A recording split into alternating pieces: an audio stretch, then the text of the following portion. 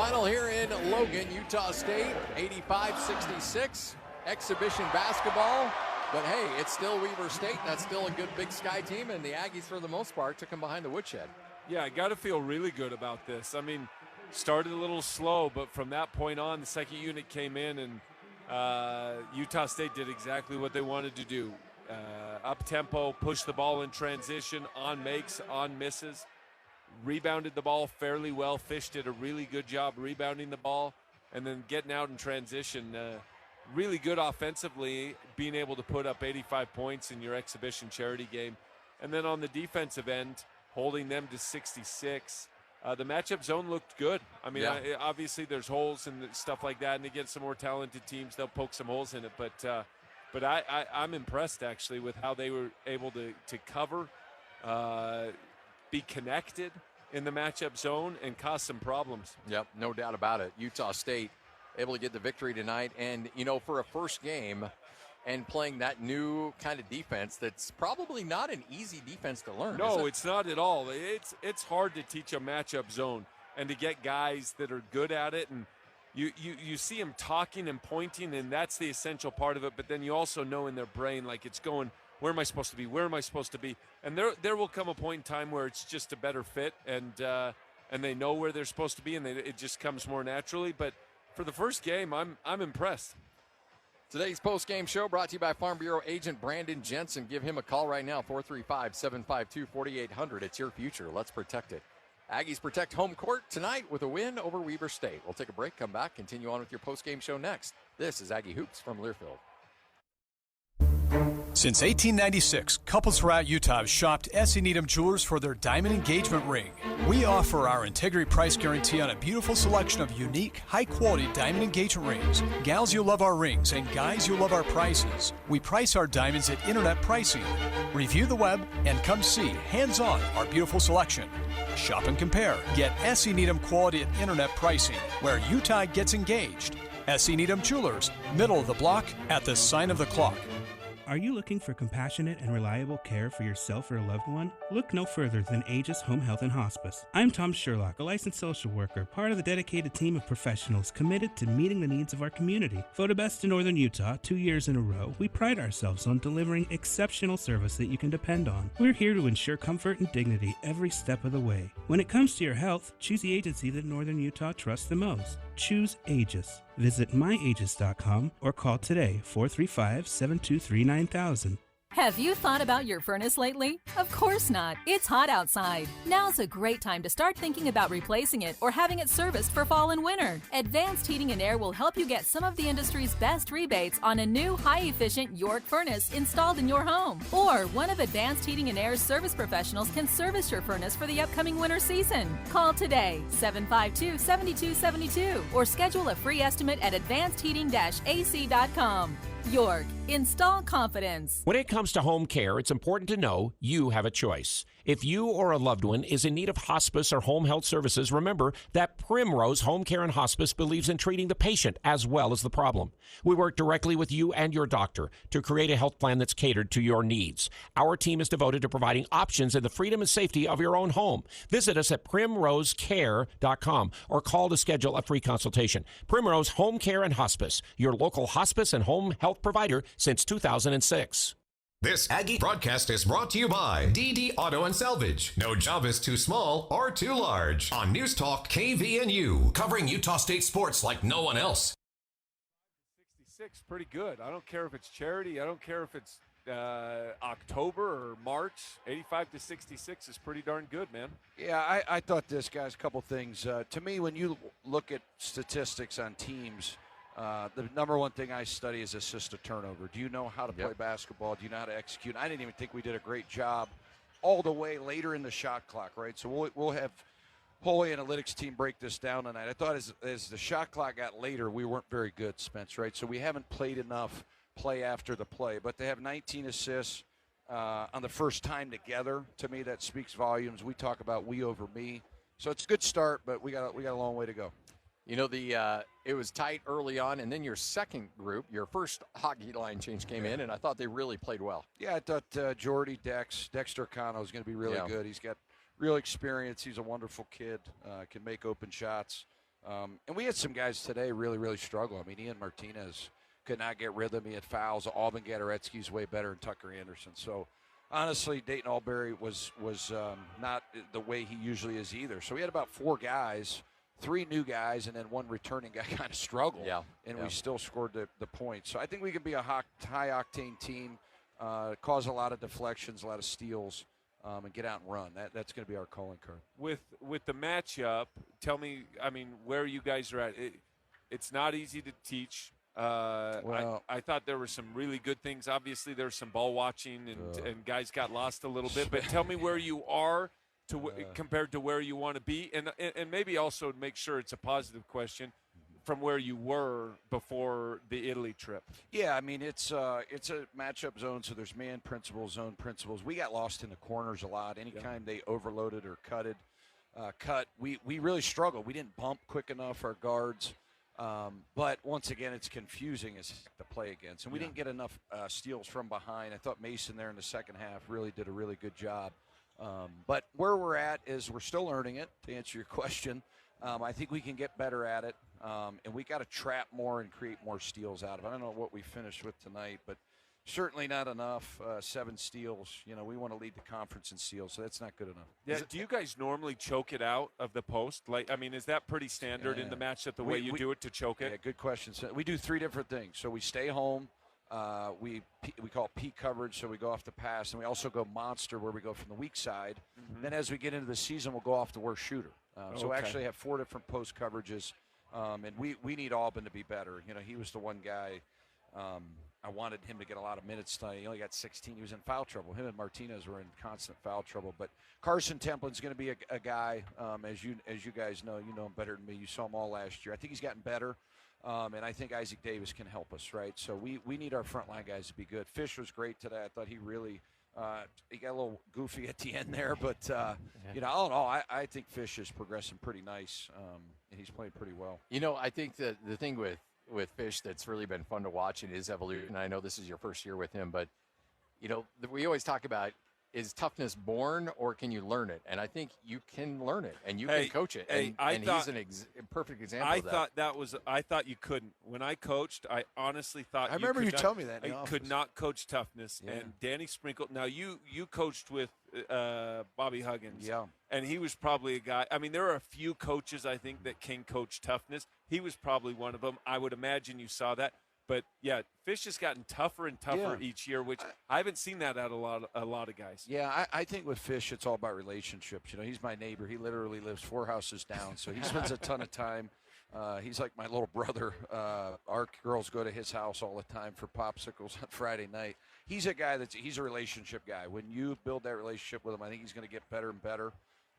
He's 7 foot and can make threes. Yeah, the sky's the limit for the kid. Speaking of big man that can hit a 3, Isaac Davis showed a little bit of range there with him knocking down. But, you know, look, this kid is, you know, just a few months away from his senior prom, and now he's going to get thrown into the Wolves. Give me your thoughts on his performance and what's the learning curve for that young man? Because it's got to be pretty steep. I mean, I wish we could have got him more minutes, but KT played really well. You know, Templin had 9 points. I thought he did a really good job, plus 18. Isaac Davis will get there. By the end of the season, he'll get there. He's a load. He's already lost 32 pounds, and he's a wonderful kid. He was 288, and he's now 256. So is that where you want him at, or we got about 6 to 8 more pounds. I want him at about 248, 250. Yeah, he's done an awesome job, man, for a freshman. And Jordy Barnes, I mean, I thought he did really well. You know, as we talked, we got to figure out what we're going to do with him. But I love that kid. He can really pass the ball and make plays. Well, and he's just scrappy, you know, all the little intangible stuff. Mm-hmm. Like he's going to harass guys and make problems. How is that a decision you want to make sooner than later, or do you want to push that? It's got to be after Oregon. So, you know, we're going to play him again against Oregon. You know, we got a little discombobulated offensively, and he noticed that as well, too. So we got to do a better job later in the shot clock. I don't know what the heck we were doing out there sometimes today, but you know, we get out and run, and we can go. This team is very capable of going on 6 to 8-0 runs because we have the ability to make threes. We didn't even make threes tonight. So I thought we left a lot of points on the board. I thought we should have been close to 100. Yeah, talk a little bit about Drake. First time I've seen him like in competition, seen him in practice. Yeah. Great flow, kind of just the way he carries himself. I like his rhythm. I like all that. Doesn't seem like he gets rushed. Obviously, everyone looks better when they're hitting shots, and he was hitting shots tonight. But talk a little bit about Drake. Yeah, well, Spence, the reason he's making shots, the kid works. I mean, we got a lot of guys that work. Poor Tucker Anderson, I think he made 500 threes every day this week. Yeah. And the poor guy went 0 for 8. But it's just how it goes. Drake Allen is going to be a top 4 point guard in the league, in my estimate. If the kid can make threes like that, we can post them. We can put him on, empty side pick and rolls. We can play out of the middle of the floor. He's an elite athlete around the basket. I mean, he'll get up and dunk the ball off 2 feet. He can take a hit and finish. He's going to be good defensively up top, him and Mason. So I love him. When he went in the portal, he almost came here last year. Coach Sprinkle had him on. Did he really? Yeah, I didn't know that. They were close on him. Yeah, they were very close. So we really wanted him. Yeah, I love the way. He's a good player. Yeah, good player. And Yeah. I always watch guys, just the way they carry themselves and the way they move. He moves right. I know that sounds so weird, but he just moves right, you know? Yeah. No, you're 100% right. He's just knows how to play the game of basketball. Well, And he loves it. Yeah, well, a special player, and he's going to be a fun one to watch. Coach, we'll let you go and enjoy the post game and enjoy a little college football tomorrow, and go get Aggies. back at it. Got a Let's big do one. it. Yep. Good seeing you guys. Good Hey, job, appreciate Coach. it. Way to go. Thanks. Congratulations. You were there. You watched the game. Or you heard it all here on KVNU. So now it's your chance to give your thoughts and ask your questions about the action as KVNU Aggie Game Day continues with Aggie Call. The phone number is 435-753-KVNU for your comments and questions. Aggie Call is brought to you by Les Olson IT, Adams Wealth Advisors, DD Auto and Salvage, LSS Insurance Agency, Cafe Sabor, The Sportsman, and Primrose Home Care and Hospice. And now, here's KVNU Game Day Aggie Call. JD Walker, Stockton Jukes, hanging out with you on Aggie Call. I'm booking my tickets to the Final Four. What do you think, Stockton? Well, yeah, sure. Why not? I mean, I'd love to at least get to maybe the round of 16 this year. That would be sweet. But hey, a win is a win. I don't care if it's an exhibition, kind of like they were saying at the end of the show there. But yeah, it's a great showing. And in a lot of statistical categories, they were better than they were last year tonight. And so one of those things that you can call in on the text line too. Sorry, Stockton, I had to push a button there to fix our other stuff. I was wondering when I was hearing myself twice. Yeah, phone number 435-753-5868 if you want to sound off on the exhibition win over Weber State. You want to hit the text line 435-554-1175. Going to 93-15 first. Well, not to count the chickens before they hatch. But I think the new coach is going to keep winning way going. Let's go. Love the spot where the sagebrush grows. Yeah, I mean, again, emphasis on the not to count chickens before they hatch part, because I'm counting them, man. Final Four, here we come. Let's book it. I mean, yeah, it's been a while since this wasn't a group therapy session, so we're feeling pretty good about it. But yeah, it still is an exhibition game. It still is, a charity warm up a couple weeks before the season even starts. So it looked good, a lot of promise, and kind of like some other people were saying, very well put together and very on the same page kind of a team, offensively and defensively. But I would still like to see them get tested a little bit once we get into the season. And I know they don't really have much of a test until we get to that Iowa game, but having those first 3 games here at home against some teams that, you kind of expect to win against, that should be good to help boost their momentum once they get going a little bit. I'm ready to go to Disneyland and book our trip, man. I'm telling you what. You're taking me to Disneyland? How kind of you. If we win the Final Four, man, I'll figure something out. I'll sell some body parts or something like that on the black market. Goodness. From 1326, we are an exciting team. Our defense is electric. Foslev and Templin have great chemistry. I really, really liked what I saw today. The first unit, really good.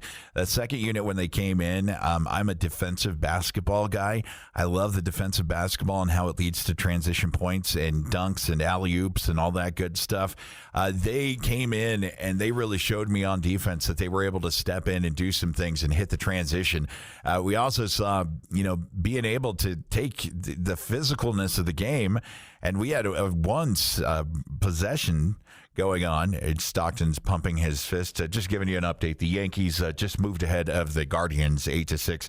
But looking at the game and seeing how the defense came out, turned all of those points, Stockton. Coach Calhoun's like, we got sloppy. We got to clean things up. And I love what he said about the steals. He was like, yeah, we only got 9 steals. We want to lead the conference in steals. That's not good enough. I'm ready to celebrate. I'm ready to crown them champions, man. But that's the optimism talking for me. And kind of nice to get out there for CAPSA tonight and do a great job for our Aggies. If you want to sound up, you can join us on the text line or give us a call in.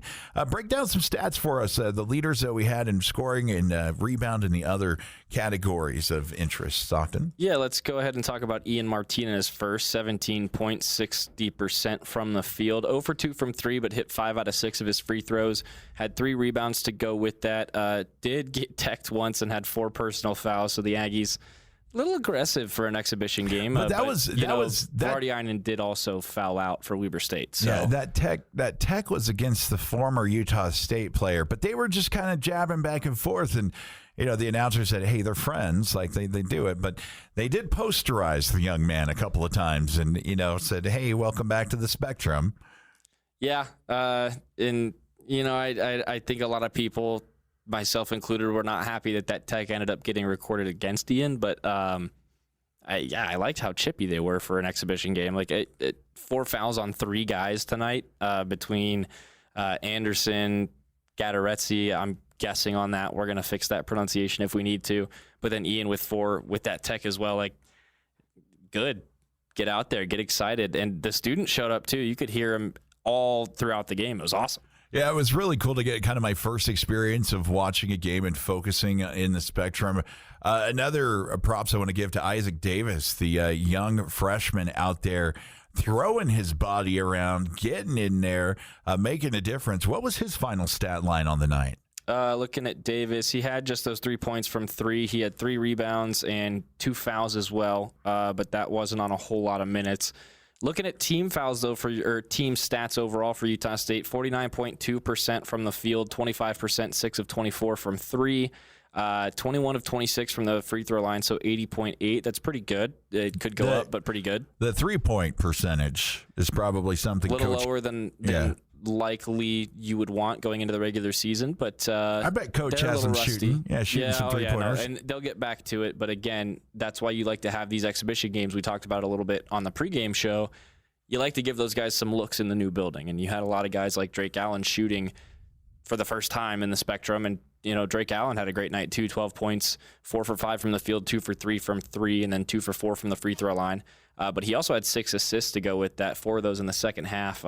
He looks really good. I'm really happy about that transfer. I tell you, the point guard position for our Aggies, I don't envy Coach Calhoun trying to make a decision on who's going to start at point, but it is a great problem to have. And I think you might see Drake running point from kind of the get-go. You'll see Ian as that 6th man, the substitute, and then you'll probably see Mason in as the shooting guard a lot of the time this year.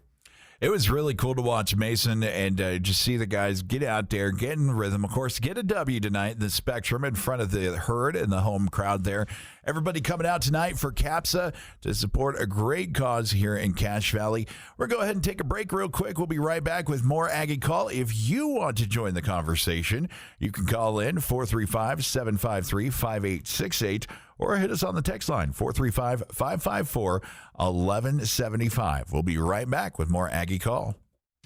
Whether you're a farmer working the fields, a homeowner tackling weekend projects, or a contractor building the next big thing, you need a Kubota machine that works as hard as you do. And Cache Equipment is home to all your Kubota equipment service and parts needs. From plowing fields and clearing land to digging trenches and moving material. Come see why Cache Equipment and Kubota are the choice of champions on the farm, at home, and on the job site. Cache Equipment in Hyde Park and online at CacheEquipment.com. Old McDarrell has a farm, an appliance farm. Looking for luxury appliances is convenient and easy at Darrell's Appliance. This is Jay, one of the owners at Darrell's. Our 5-star installation and service are exactly what you want for your Wolf, Sub-Zero, or Thermador kitchen. We get it done right the first time and service everything we sell. Experience the Darrell's difference west on Airport Road. See Darrell's Appliance in beautiful downtown Benson. Coverage of the Aggies is brought to you by Daryl's Appliance, Advanced Heating and Air, Primrose Home Care and Hospice, Advanced Fireplace and Stove, Golden Spike Electric, Alpine Home Medical, S.E. Needham Jewelers, Blue Sky Restoration, My Mattress, Prodigy Brewing, Cache Valley Bank, Lucker 42, Aegis Healthcare, Jarrett Spine Jewelry, Les Olson IT, Adams Wealth Advisors, DD Auto and Salvage, LSS Insurance Agency, Cafe Sabor, The Sportsman, and Vance Garage Door on KVNU. The convenience and security a Generac backup generator can bring is unmatched. Golden Spike Electric is your local source for Generac sales and service. Act now, and for a short time, take advantage of Generac's free 7-year warranty. Get yours today at Golden Spike Electric, your trusted source for safety and security. Generac keeps you in control. Golden Spike Electric, powering your peace of mind. Online at gsegenerators.com or call 257-3016. They also service other models. This Utah State Aggie broadcast is brought to you by Les Olson IT, providing managed IT services to business throughout Utah on News Talk KVNU.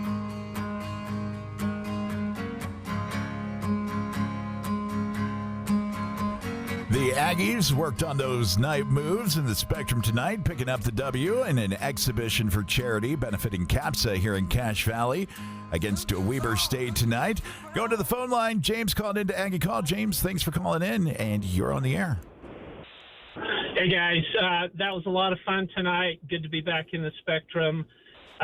Love basketball. And like you said, a pretty good crowd for an exhibition game. Love the students. They're a lot of fun. I'd like to get your take on it. It looks like this team from the onset, right, just one game, but they seem to be more of a perimeter shooting team versus an inside power team. I saw, they shot well, but I didn't see a lot inside other than, some, quick moves, but not the power that we saw last year. So I'm curious to get your take on that. But overall, fun, excited to see the Aggies back again.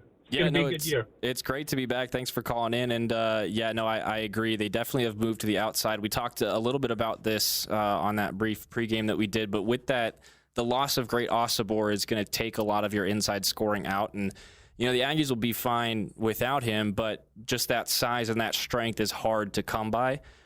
So with, some of the transfers you've had come in that are a lot more speed-based, perimeter offense-based, I'm not too surprised that they kind of push things outside. That's the style physically that they're probably going to have to play against a lot of teams.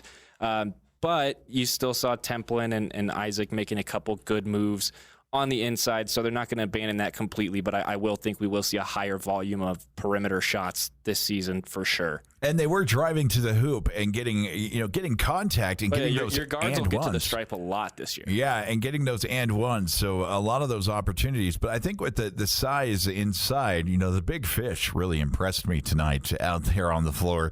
I just love big man basketball and watching the Twin Towers starting out there. Just wait till he gets warmed up from the outside because he can shoot from deep like nobody's business. Yeah, it's going to be a fun season, and we're going to see some. I know Coach Wes Brooks talked about making it rain from three-pointers for the ladies, but we might see the men's basketball team make it rain too from 9315. Windmill dunking, how many by the end of the season? Also, what is the number for ice cream this year? I think it's still 80, but it doesn't count because it's an exhibition game. Like tonight's not going to be an ice cream game, but I think it's still 80. I haven't heard anything different. I know they bumped it up from 75 to 80 a couple years ago because we kept scoring a bunch, but unless it gets bumped up 5 again, I've only ever heard 80. And you know what? A win's a great time to get ice cream anyway, whether it's an exhibition game or not. So Aggie ice cream is definitely how you can handle. Well, so it's actually Culver's ice cream. Culver's? Custard, technically. Custard. Gotcha. Take your ticket stub over to Culver's and they give you a free thing. Oh, gotcha. I'm learning. I'm learning the lingo. I need somebody to run me through the Scotsman though. Like that's going to be something that I'm going to need to record and be taught how to do it because trying to teach an old dog to do tricks would probably be pretty entertaining for a lot of people out there. It's one of the required portions of the connections class that they make all the freshmen take every year that they come in here. Like the freshmen have to move in a week early and they take this class called connections for the 3 days leading up to that weekend before the real semester starts. They teach them the Scotsman and all the traditions and stuff. So my suggestion, I was talking about it earlier, that video on YouTube of the Spectrum doing the Scotsman on ESPN, 12 or whatever years ago. Just go Google it. You'll love it. Yeah, my wife was at the UNLV game and sat with some of the band directors, and my daughter was up there, and every time they were doing the Scotsman, she's throwing her hands up in the air and wanting to be involved. So a big night. Let's run through some more stats, and I think we might call it an early night for Aggie Call because, well, Stockton, we have a full show tomorrow. Yeah, we've got, we're going to take about, 14 and a half hours. We're back at 1. Yeah. No, Stockton, we'll be back at 12. No, kickoff's at 3, buddy. You better check the schedule. I will double check on that for you now, but I'm almost positive it's a 3 o'clock kickoff. Yeah, well, we'll see how positive that is coming up in a couple minutes when he checks the schedule and sees how that is. We do have one more text, though, I want to get to before we call it a night. 6021 said, I think the new Isaac had the tendency to be a good replacement for Great. I do agree. Like the Aggies will find a way to fill in that interior, and someone will score the points from in there. I just don't think it'll be quite as much or quite as center-oriented on offense. And also, it's gonna take time for the new Isaac to develop and get comfortable and jump in. 13-6-26, telling you. Yeah, all right. There you go. Stockton was trying. So one of the schedules I was looking at was wrong, and that, or maybe I'm thinking of a different game. Let's take a look. The problem I've had with it is I check it every once in a while, and if my phone's being weird, it'll set me up on the Pacific time or something like that. Did it get moved at any point, or am I just crazy? Well, you know what? Aggie text line, what do you think? Is Stockton crazy? I could tell you. But don't talk too much about my guy Stockton. He's actually named after a Utah Jazz legend. Hey, I listen, there's a reason I have a microphone and not a pair of basketball shoes right now. I'm no good. But we're having a great time. That was the height of my career. The Aggies pick up the win in the Spectrum tonight. It's a great night to be an Aggie. We've got a big matchup with the Lobos tomorrow. The over-under on that one, it's like 80 points or close to it. It's going to be a big night. The Aggies picking up a W in the Spectrum tonight in their charity over Weber State, and all benefiting CASPA tonight. Just a reminder, domestic violence is unacceptable in any situation, no matter what side you're on of it. There is help out there. CASPA has resources to help you get to safety. Again, buddy. It's CAPSA. CAPSA. I'm trying, but I'm passionate about this because I understand going through that stuff. So it's a fantastic organization, and find more ways to get involved with them too, just throughout the year, not just tonight, not just whenever they do fundraiser with the university, but they do a lot of great work just all throughout the community. So find ways to get involved with them, or just even donate. It's fantastic. Absolutely. So for Stockton Jukes, I'm J.D. Walker, and this has been KVNU's Aggie Call. The Aggies pick up a W against Weber State tonight. We're going to go ahead and say goodnight, and we will be back with you tomorrow at noon as our Utah State Aggies take on the Lobos from New Mexico, and we're hoping to get back on the winning path. It'll be tomorrow at noon right here on KVNU. Thanks for hanging out on Aggie Game Day. Have a good night. This Utah State broadcast has been a presentation of News Talk KVNU and the Cache Valley Media Group, the heritage home for the Aggies.